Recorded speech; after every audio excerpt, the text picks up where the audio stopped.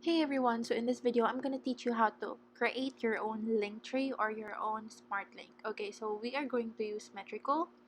And then, of course, create a new account tayo kasi baguhan tayo. Please use my link. It's actually in the comment section below or in the PDF file. Just click it.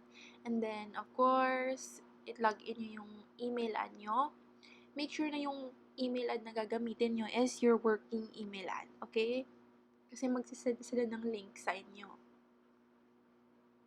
Ayan. So, go to your email inbox and then, of course, tap the Metrical activation code and then, ayan.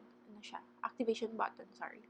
And then, of course, go to Smart Links, click that one, and then create your first, ayan, link. And then, of course, mapupunta kayo dito. So, what you're gonna input there is your name, ayan, and your service or your position, ayan, what you offer. Ayan, so lagyan nyo yan ng link nyo. So, for example, lagay ko is catch. And then, ayan, you're going to, for now, I want you to put your, muna, kasi dito natin ilalagay yung ating mga lead magnets and our calendar link later on.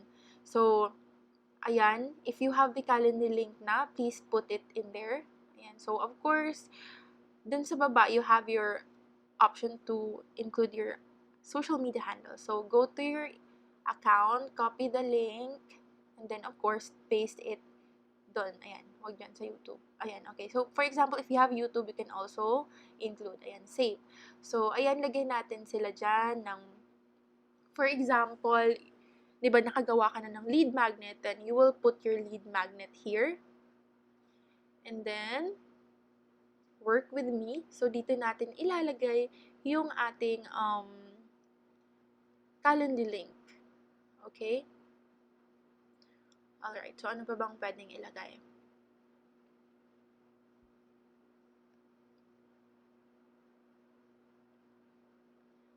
Portfolio. Sige, let's put our portfolio here. Kasi may ibang clients na gustong makita yung portfolios natin.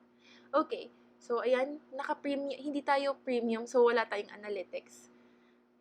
Okay, so you can also add images. Ayan, kunwari may add tayo, ano ba?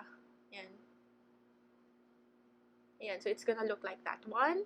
And then, yung appearance, pwede nyo palitan yung color since free lang tayo. So, ito lang yung pwede natin. And then, of course, we're gonna delete this one.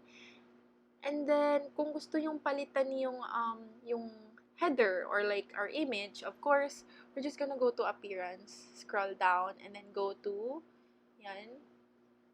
Kunwari, hanap tayo ng picture na anong maganda dyan. Wala kasi akong masyadong pictures. Alright, maybe this one. Yan. So, you're just gonna put it there like that. Okay, so that's how you create your first smart link. So, ayan, pwede nyong palitan kung ano yung fields nyo.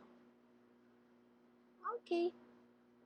Now, I want you to create your own, and then copy nyo yan siya, punta kayo sa edit profile nyo, part, and then you're going to paste that link. Okay, okay lang yan kung wala pang laman. Ayan. Alright, cancel ko lang. Alright, so that's it. I'm looking forward to your smart links. I'll see you in the next video, guys.